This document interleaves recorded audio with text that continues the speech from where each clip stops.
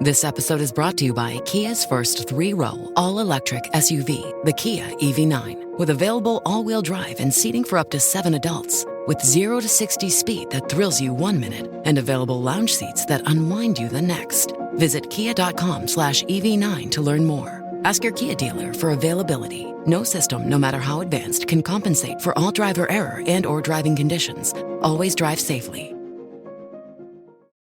How would you like a 15% discount to my daily email, the stack of stuff, the show notes, discounts to the conference, all of that? All you need to do is text the word show to 33777. You'll get the annual subscription with a 15% discount to my daily email. You'll get the stack of stuff, the links to the show notes, discounts to the conference, and so much more.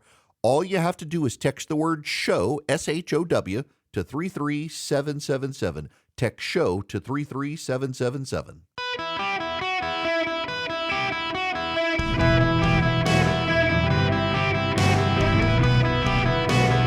Welcome to the Eric Erickson Show podcast, Hour 3.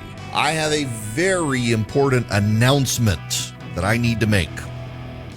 Right now, if you text DATA, D-A-T-A, just the word data, to 33777, I'll send you back the link to the show notes and then to Amazon and Barnes & Noble for my book. If you pre-order my book from Amazon today, it's 39% off.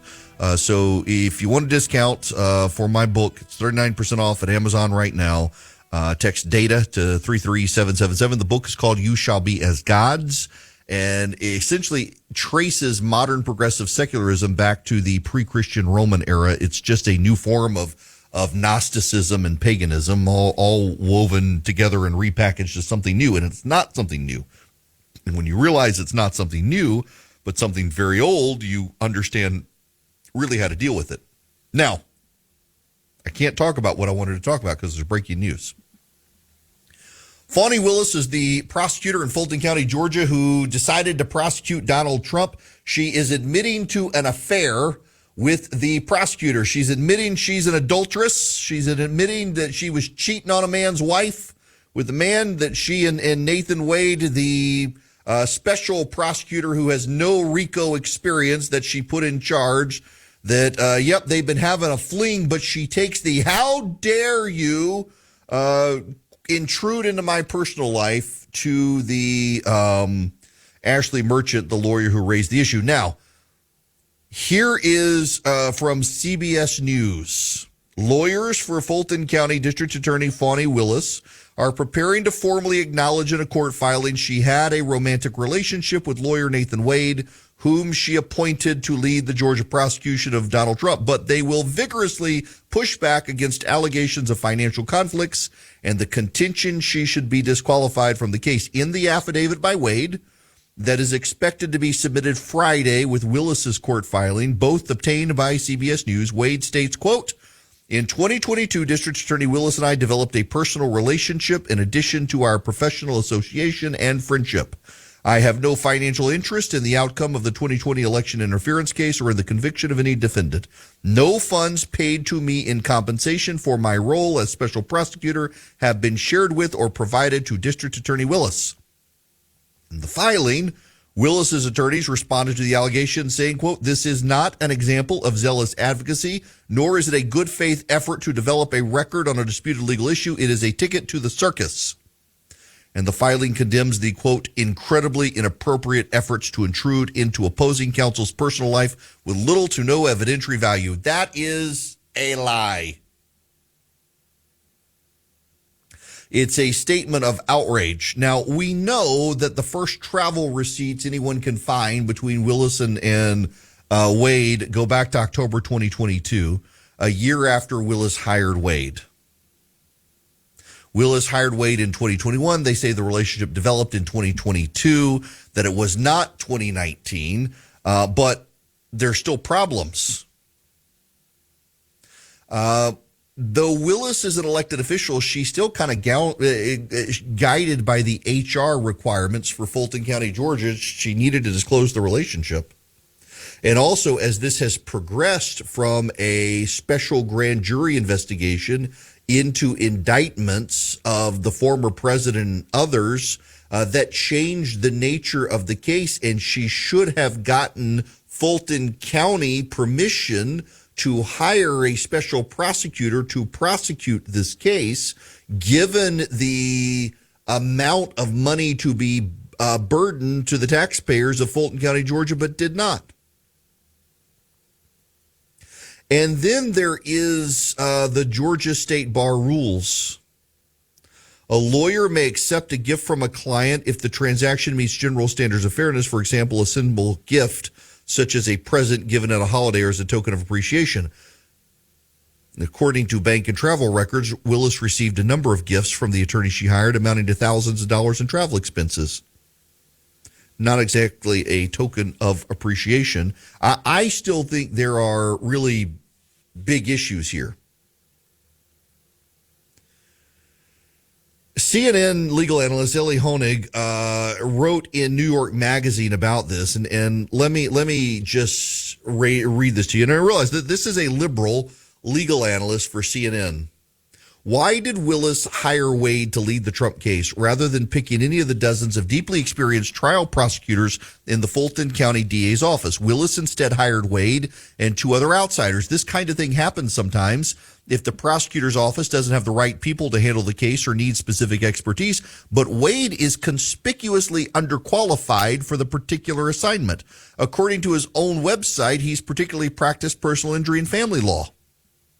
His defenders note the man was a judge and a prosecutor, but with all due respect, not really, or not in any way that would prepare him for the task at hand. Wade held those titles only at the municipal level, handling petty misdemeanors or less. He never tried a single felony criminal case. Yet Willis selected him to lead the most complex and important racketeering case in Georgia history. Something's clearly up. Why has Wade been paid so much money? Like the other two outside attorneys working the Trump case, Wade earns a set hourly rate of $250 an hour. Over the past 2 years, the other contract lawyers have billed the DA $75,000 and $90,000 respectively. Now let's do a little exercise. What dollar amount paid to Wade would cause you to gasp? Got your number? So the other two outside contract lawyers on this case, one was paid $73,000, one was paid $90,000. So what dollar amount would make you gasp in light of that Wade was paid? You ready?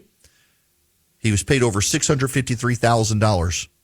Perhaps he worked more hours than his colleagues, but 7 to 9 times more. Willis herself, as the top prosecutor of the county, makes $198,000 annually. Wade brings down over $300,000 a year. Wade once billed the DA's office for 24 hours in a single day in November of 2021. If he actually did work around the clock without pause for sleep, food, or the bathroom, my hat's off to him. If not, someone's bilking the taxpayers. That is a liberal writing at liberal publication New York Magazine. It's remarkable. There is a clear conflict of interest here. Fawny Willis is admitting to an affair with Nathan Wade. She says they did nothing wrong, that there is no conflict of interest. She got no gifts from him. I beg to differ. When you're paying him $653,000 and he's taking you on trips to California and cruises, yeah, you are totally making some money off of this. Particularly, he is completely unqualified. He's never has he ever tried a criminal RICO case. RICO cases are extremely complex. I have more experience. Put this to you. Your host, your talk radio show host, Eric Erickson, has more experience in RICO cases in the state of Georgia than Nathan Wade, the man picked by the Fulton County DA to prosecute Donald John Trump in a RICO case. I have done more RICO cases in Georgia than Nathan Wade. That blows my mind. And I haven't been a lawyer since 2006. And I have more experience in RICO than he does. That should blow your mind if you're listening anywhere in this country. That should blow your mind. It is an entirely complex bit of litigation. Now, mine were civil, not criminal RICO cases. They're still complex and under the same law. It blows my mind. It is just on its face absurd that this is the guy given his lack of experience, who would be the prosecutor, but for the fact that they're in a relationship. They've been having an affair. And she doesn't like that she's been caught. What's so noticeable to me is the way the conversation has changed on this, because even the left, when Alvin Bragg unveiled his case in New York, even the left was really dismissive of it. When Alvin Bragg unveiled his case in New York City against Donald Trump, it made all sorts of sensational headlines on MSNBC until the details of how Donald Trump was charged came out. And poor old Rachel Maddow, you thought she's going to cry on air. She was so excited and then so disappointed. Alvin Bragg in New York, you will recall, is charging Donald Trump with federal campaign violations via a state law. The problem is that the federal government has not charged Donald Trump with a federal campaign violation, and the violation, as alleged by Alvin Bragg, has never been prosecuted in the history of the country. It is the most novel case, and it's layered state law grasping to a federal law that is not a prosecutable law. That's why the left doesn't talk about the Alvin Bragg litigation, because they know how weak the case is. But they were, all of them, every single one of them, all of them were excited about the Fani Willis case. I mean, some of them had priapism.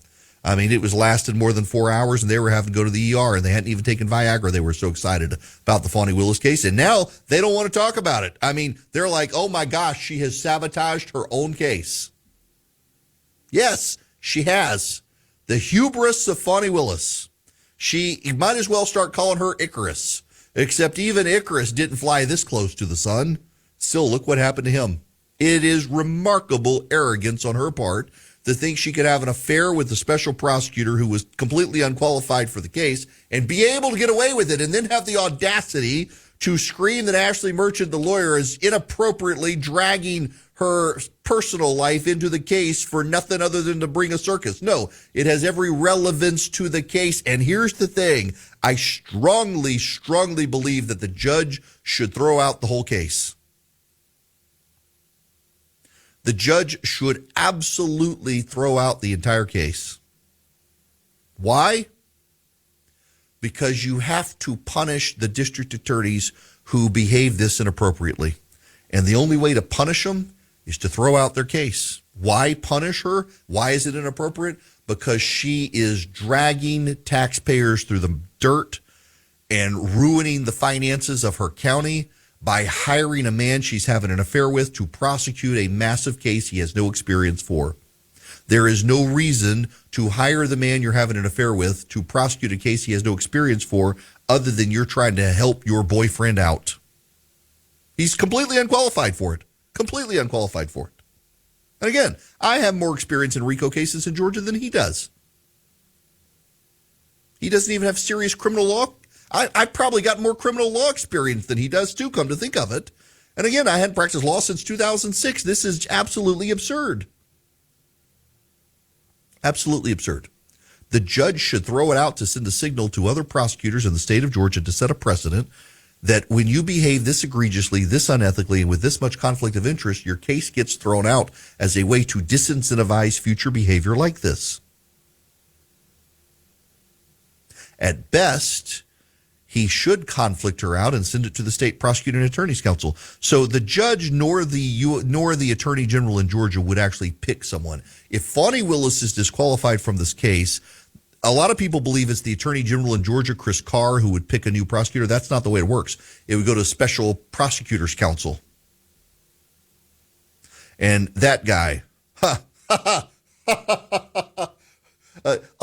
listener just sent us a note and said Nathan Wade was his DUI attorney 20 years ago. So the distinct irony here is that in 2020, the reason Donald Trump loses all of his stolen election cases is because he hires DUI lawyers to become election lawyers. And now Fani Willis is trying to go after Donald Trump with a DUI lawyer turned criminal prosecutor. Wow, there is some rich irony in this. Good gracious. This woman thought she would suffer no consequences for this level of conflict of interest. The consequence should be Judge McAfee throws the entire case out.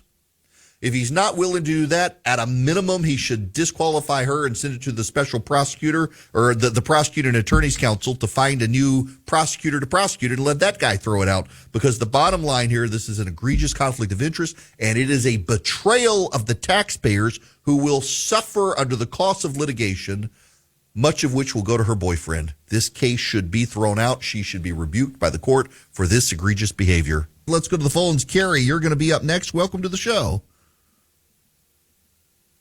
Eric. Hi there. Hey, how are you today? Good. Listen, long-time listener, and always enjoy your show. And I had a comment on the war in Gaza. I'm calling it a moment of divine inspiration. Why isn't everybody screaming for Hamas to do an unconditional surrender? Aren't they just a modern incarnation of the Nazis? Yeah, they are. Yeah. It's just a reminder of how much of the world would be on the side of the Nazis if they were around today. I mean, honestly, it has everything to do with anti-Semitism. So much of the world views the Israelis as colonialist usurpers, even though they're moving back to their native lands. That has everything to do with it. Arab nations believe that they are oppressed and that they are weak and that the Jews are to blame, and so much of the world uses the Jews as an escape to avoid culpability for their own problems. That's what's going on here. I mean, just think about this. For all the people calling about Israel needs to stop in Gaza, if you called for Hamas to surrender, you'd get the same results and it would clean up Hamas. But none of them are interested in actually doing that. None of them are interested in getting Hamas to stop, because so many of them are on the side of the terrorists because they hate the Jews. And I have come to believe that anti-Semitism really is a canary in the coal mine for civilization.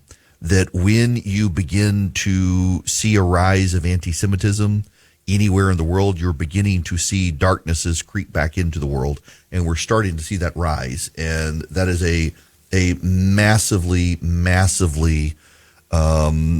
troubling warning sign on the planet right now, that we're starting to see this level of anti-Semitism coming out of the shadows in this country and everywhere else. It is a big red flag for subsurface problems that are starting to spill out to the surface, and I don't know that we're going to be able to turn the corner on it quickly, but we need to stand up against it wherever we see it. Now, I want to stand up for small businesses, which is why I push you to Stamps.com. Seriously, y'all, if you're an individual or if you're a business and you ship a lot, Stamps.com can save you up to 89% off UPS and post office rates. But more than that, they get you out of the line so you can, through their interface, arrange pickup at your home or office of your packages, so you don't have to go stand in line with all those germy people coughing and waiting. You can buy supplies through Stamps.com. You can buy postage through Stamps.com. It makes it really easy. All you need is a computer or a mobile device and a printer. You can print your labels. And if you go to Stamps.com today, you click on the microphone and you put in Eric, you get this great offer with a free digital scale, with free postage. You have no contract. This is why I love Stamps.com, why I've used them for 20 years, is there's no long-term commitment. I've got a long-term commitment with them because they don't make me do that. There's no contract that I got to sign. I can stop at any time, but I ship enough that it's useful to me. It saves me a ton of money, and they show up at my office to pick up the packages. You can do that too. It's Stamps.com. Click on the microphone, put in Eric, E-R-I-C-K. Why don't more infant formula companies use organic, grass-fed whole milk instead of skim? Why don't more infant formula companies use the latest breast milk science? Why don't more infant formula companies run their own clinical trials? Why don't more infant formula companies use more of the proteins found in breast milk? Why don't more infant formula companies have their own factories instead of outsourcing their manufacturing? We wondered the same thing. So we made ByHeart, an infant formula company on a mission to get a lot closer to the most superfood on the planet, breast milk. Our patented protein blend has more of the important and most abundant proteins actually found in breast milk. We're the first and only U.S.-made formula to use organic, grass-fed whole milk, not skim.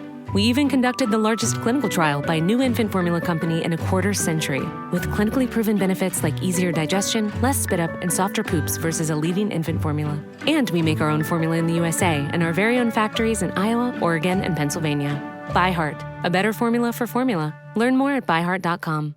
I need to offer a disclosure. I happen to know the CEO of Meta, Mark Zuckerberg. I know him. I actually like the guy. So I know a number of the tech billionaires, and he is the only one I would classify as normal. He gets a bad rap. They accuse him of being robotic and whatnot. He is a family man, other than his obsession with MMA and building tearing up his wife's yard to put an octagon in. Did not go over well with her. But he's got kids. He's normal. He's not a drug addict. He's a normal person. And his company has sponsored my conference the last number of years, and I tremendously appreciate them sponsoring the conference to find conservatives that they can have conversations with and address our concerns. And I got concerns with the company. I've always thought like the metaverse idea was a bad thing to pull people increasingly online. It's like Apple's Vision Pro is going to have to. Of course, I ordered it. But I'm concerned about this idea of putting these things on our heads that pull us into a world when we need to be more in the real world. I am concerned about reports of how at Facebook they incentivized kids buying games and led to some massive spending by kids inappropriately and drew them in and found ways to adjust the algorithm to keep people on it. At the same time, I love Instagram. Instagram is my favorite social site. If you text Eric, E-R-I-C-K, to 33777, text Eric to 33777, you can find my Instagram link. You should follow me on Instagram. I'm going to be doing a lot of cooking this weekend. It's where we put up clips of the show, but I put up, like, when I live life on Instagram. You'll see the messiness, too. I don't try to curate it for people and make some socially influenced world that isn't real. You see the mess and all. I like Instagram a lot. I interact with more listeners on Instagram than anywhere else. There was a hearing on Capitol Hill. Mark Zuckerberg was essentially frog marched to Capitol Hill so that the senators, many of whom have no idea what the internet even is, could get their pound of flesh from Mark Zuckerberg over Facebook and Meta. It is very clear that people have used that platform for nefarious reasons. Let me talk personally about the issue, very personally about the issue. In 2016, as you know, I said I couldn't bring myself to vote for Trump in 2016. My kids were harassed because of my position. We had allowed our daughter at the time, she was young. She was about 10, 11 years old. And we set her up a private Instagram account. She didn't have a cell phone. This is important for you to know. She didn't have a cell phone per se, but we allowed her an Instagram account because she's a big Taylor Swift fan. She wanted to follow along. She wanted to interact with friends of hers whose parents let them have technology. So we didn't give her a cell phone, but she did have an iPad. And we set her up an Instagram account. It was private. It was locked. We monitored it, or at least we thought we were monitoring it enough. She didn't have TikTok at the time. Went around. There was Snapchat. She didn't have Snapchat, anything like that. She began to be bullied by kids over Instagram. Kids would send her messages. Nasty messages. They made fun of her looks, made fun of her most of all because of me, vilified her because of me. I mean, kids literally told my kid at a Christian private school, no less, that they couldn't be friends with her because their parents hated me because they disagreed with me and I was destroying the country. They began to push my kid to commit suicide. They began to bully my child and to try to convince my child, my oldest child, my daughter, They tried to convince my daughter to commit suicide because if she killed herself, I might see the light and change my mind on Donald Trump. They did that to her.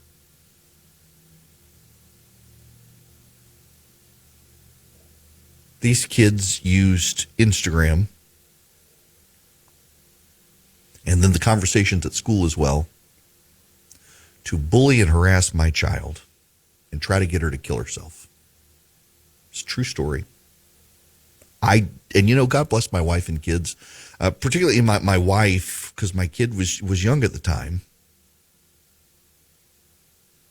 that I didn't know the extent of it. They wanted to shelter me from it because they didn't want me to change my opinions or how I was doing things. They believed in what I was doing, and it's a terrible burden on my family what I do. I have the only 2 kids on the planet who get anxiety in an election year.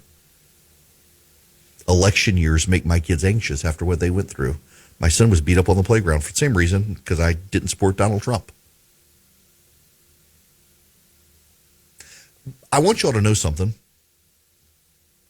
Never once, not a single time, never did I blame Mark Zuckerberg because of what was happening on Instagram. Never once. I have never in my life blamed the owners of social media platforms for the awful things that people do on their platform, because they're not the ones doing the bad thing. And it is remarkable to me to see a bunch of United States senators blast Mark Zuckerberg and demand he apologize to people because of the bad things happening on his platform. I demand that every single freaking United States senator stand up and apologize to the American public for the bad things happening in this country when they're the managers of it. What's good for the goose is good for the gander. If Mark Zuckerberg needs to stand up and apologize to the American public because bad people did bad things on his platform, then by God, every United States senator needs to stand up and apologize for bad things happening on their platform called the United States of America on their watch, including the illegal immigrants coming over and the fentanyl crisis they have no desire to fix, and every other problem under the sun in this country. They should stand up, face the public, and give an apology to. The audacity of them to make this man who has created jobs and wealth for a lot of Americans in their 401ks, that he should stand up and apologize because a bad person did something bad on his platform and they didn't preemptively stop it, is absurd. You know who's responsible for it? The bad people. They're showboating this. Yes, there are problems with Meta. There are problems with Facebook. The algorithms are tweaked in such a way to keep you invested online and to put things into your view and purview that then you don't want to escape from. You want to see it. That's the way the algorithms work across all social media platforms. It's not just him. It's all of them. And you know what? If you continue down that road, it's on you. But what the United States Senate excels at is abdicating responsibility for themselves and every other person, including the parents of America, and picking one guy who happens to be fabulously wealthy that they can blame for everything, because everybody hates the billionaires. So let's blame the billionaire instead of the parents for allowing their kids on social media. We got rid of our kids' account. But it was herself. She's the one who wanted to get rid of it. She had the smarts to do it. We've never given our kids Snapchat. We've never given our kids TikTok. We've never given our kids Facebook. They can be on Instagram, but they can't be on Facebook. Why Instagram? Because I find it to be the most civil of the social media platforms. They're not allowed on Twitter. You come to my house and our Wi-Fi blocks you from Snapchat and TikTok and Twitter. I never once blamed Mark Zuckerberg or Facebook or Meta or Instagram for the awful things people did to my kids, because the fault lied with the awful people, not them. But the United States Senate, with all the crises in the world today, wants to drag the billionaire Silicon Valley people up and blame them for all the problems in the world, instead of actually blaming the parents who gave unmonitored access to their kids to social media when they were too young to have it. They don't want to blame the bad people who are actually doing the human trafficking on the internet. The algorithms continue to try to work, and they're not perfect. But they try to do a pretty good job of dealing with the situation. It's not great. It could be way better. But it's always a work in progress. And now they want to shut these websites down, or find ways to allow people to sue Mark Zuckerberg. And there are horrible situations. A kid who gave naked pictures to people who then turned around and blackmailed him, and he committed suicide and did it over the platforms. And the AI wasn't good enough to realize the sorts of pictures that were going over. Frankly, Apple, for example, wanted to be able to do this on its devices, and there was huge outrage that Apple would be doing this. And so Apple backed down from doing the very thing that the Senate says Facebook should be doing. Apple had the technology at play, but oh my gosh, the privacy concerns, we can't do this. And even members of Congress were outraged Apple would spy on people, doing exactly what Congress says Facebook should have to do. And Facebook does, and it's not a flawless process. There are problems. But how much more convenient it is to scapegoat one guy than to tell parents you're doing a terrible job parenting, because one guy is one vote and all the parents are a lot of votes. So by God, we better never lecture the parents about letting their kids be parented by device. No. We can't criticize the parents. We can't criticize the parents of the bullies who are doing the awful stuff to the other kids online. No, God forbid you do that. Every time I talk about what happened to my kid at the old school, the people who know what school it is get mad at me for bringing it up. I mean, how dare I tell you what awful people did to my kid at a church-run school because, oh my gosh, people might think poorly of that church school. So I should just keep my mouth shut, apparently. Yeah, we blame the school to a degree because we flagged the issue with school and they did absolutely nothing. We had to pull our kids out of that school. But there are new people. It's been time.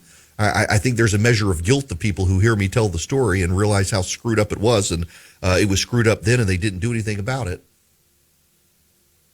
It's not a blame. It's not an unwillingness to let it go. It's you should know the story. I never blamed Mark Zuckerberg or Facebook for the harassment my kid was getting over social media. We blamed the people who were doing it. And it's just asinine to me that our members of Congress want to frog march the guy in and blast him for what terrible people do on his platform when there are terrible people doing all sorts of things all across America. And these senators aren't willing to stand up as the senators of the United States of America and apologize for terrible people doing things across America. And many of the members of Congress are complicit in letting them doing it. Hello, members of Congress who are perfectly okay with the anti-Semites marching across college campuses. There are problems with Facebook and Meta. The algorithms are perhaps too addictive. People can't help themselves. There are people who use these platforms for nefarious ends. There are way more people using the platforms than there are employees at the platforms to monitor it all. They supplement with AI. It continues to get better. It's continued to be a work in progress. But it is absolutely absurd to me that you're going to make this guy or any of these other tech giants the bad guys when ultimately at the end of the day, it's us. It's us. It's us as neglectful parents, bad people, sinners in the world, doing things that shouldn't be done on social media. The people who do those things, not necessarily you and me, but I'm sure you know plenty of parents who hand their kid a device and say, have at it and never monitor it. They're the bad guys here. But God forbid the Senate call out the parents and tell them to do a better job. You can just scapegoat one guy in California and make him stand up and apologize to the America when it's really the United States Senate that should be doing that for wasting all of our times and refusing to secure a border while you've got all these illegal aliens coming across the border and undoubtedly agents of Iran, Hamas, China, and the rest. I mean, you want Zuckerberg to apologize? You people need to stand up and apologize to all of us and get the president to do the same thing. It's just absurd. The technology companies have provided good technology. What you do with it, that's on you.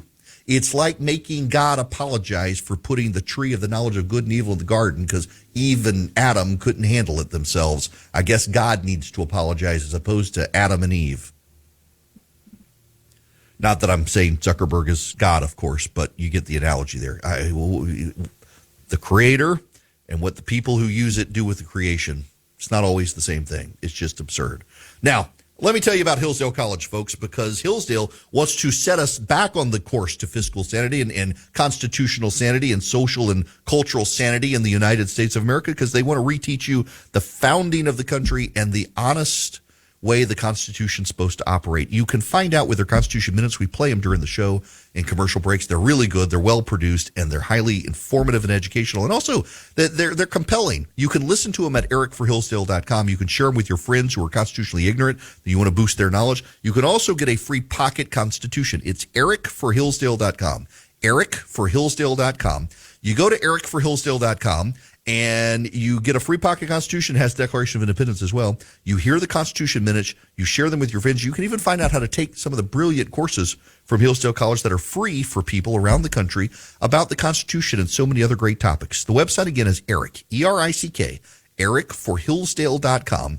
Larry Arnn and Hillsdale College are real constitutional stewards, and you should support just such a great institution. ericforhillsdale.com. Go check them out today. Without the ones like you, who work tirelessly to keep things running, everything would suddenly stop. Hospitals, factories, schools, and power plants, they all depend on you. No matter the weather, emergency, or time of day, you're the ones who get it done. At Grainger, we're here for you with professional-grade industrial supplies. Count on real-time product availability and fast delivery.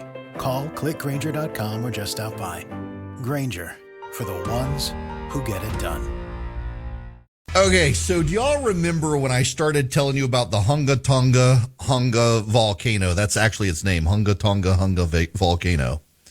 That it is to blame for the massive warming that the world has seen in the last year. So the Hunga Tonga Hunga volcano exploded in 2022. And researchers began warning that it had sent so much water vapor into the air that by headed into 2023 and for about 7 years, we were going to have this massive blanket trapping in heat, and it was going to get warm. And then I mentioned this stuff, mentioned it fairly regularly, and a fact checker for a media organization who does climate stuff came out and said, this isn't true. It's at least too soon to tell. He sure does seem sure of himself. And the climate experts I talked to said, no, it's man-made global warming. Well, guess what? New academic research paper from Nature says, since the state-of-the-art climate models cannot generally reproduce the observed margin, we argue that it is highly unlikely that internal climate variability alone could have caused the large increase in global mean temperatures in September 2023. It is therefore likely that other external forces such as the Hunga Tonga volcanic eruption and sulfur pollution from ships have contributed to observed temperature anomalies. Wait a second. What? You're kidding. I was right. I wonder if the climate reporter is going to dare apologize. Will she write an update that, hey, it turns out the guy I said was wrong and wasn't an expert turns out to have known what he was talking about? She will not do that, because these sorts of fact checkers never admit when they're wrong. But yes, friends, as I've been telling anyone who would listen, the listeners of this program knew better than anyone else. The great climate temperature surges we've seen had everything to do with a volcano and nothing to do with man-made global warming. And now the scientists are saying what y'all already knew. Eric Erickson was right.